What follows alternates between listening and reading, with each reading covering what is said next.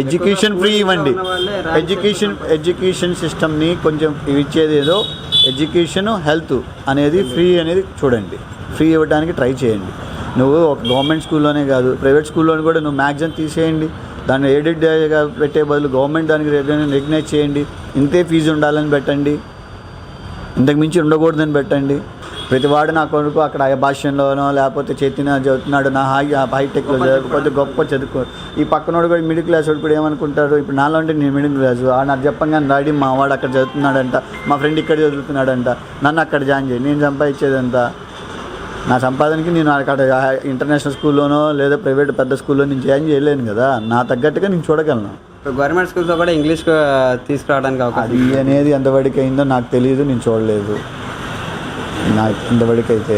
But నేననేది ఏంటంటే సిస్టమ్ని ఆ రెండింటిని మార్చండి. ఎడ్యుకేషన్ ఇది ఒకటి పెన్షన్ది, ఒకటి ఫైనలైజ్ చేయండి. అది పెన్షన్ 60 ఏళ్ళైనా ఎవరికైనా సరే ఇవ్వండి, ఉన్నవాడు లేనివాడికి ఇవ్వండి, ప్రెజెంట్ ఇది ఇవ్వండి. ఒక ఇంట్లో 2 అయినా ఉన్నా ఇవ్వండి, 3 ఉన్నా ఇవ్వండి, దానివల్ల నష్టం లేదు, వాళ్ళు బతుకుతారు.